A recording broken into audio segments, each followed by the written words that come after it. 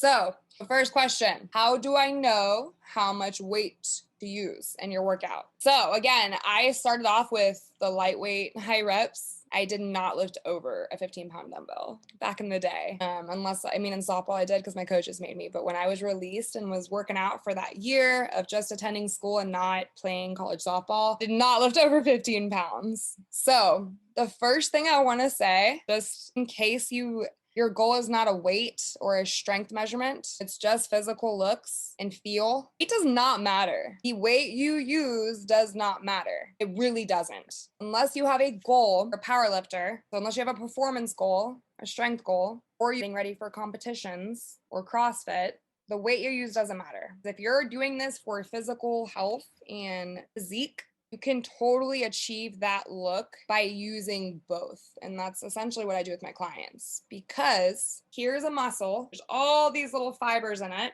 and all those fibers are different and they need different things. There are fibers that react to heavyweight low reps. There are fibers that react to lightweight high reps. There are fibers that react to resistance bands.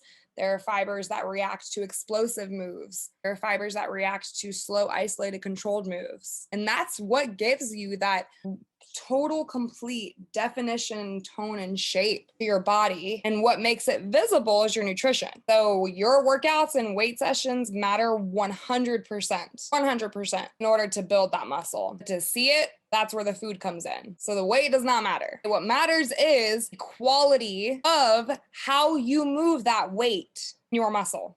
So if you are, whether you're lifting heavy or lightweight, if it is not a quality form lift and you're not optimizing head to toe of that muscle, or you're compensating with other muscles, then again, the weight doesn't matter because you're not even lifting that weight right.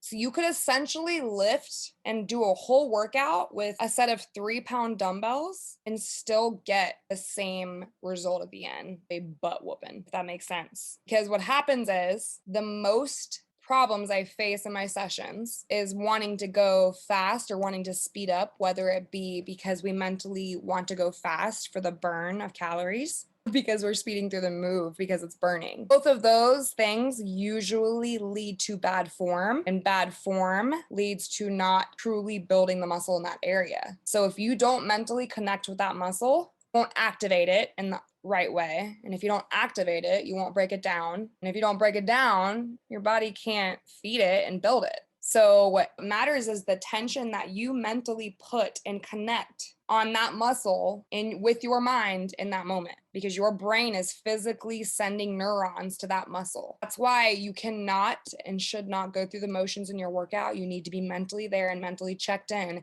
and use that 45 minutes, that hour, that 30 minutes to connect and focus on you squeezing that muscle, as well as the weight adding extra resistance on it, because that's where a true lift comes in.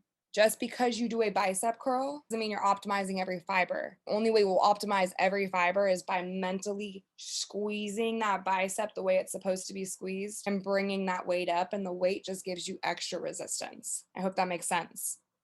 So if we understood why the weight didn't matter, unless you have a weight goal, then it wouldn't speed up.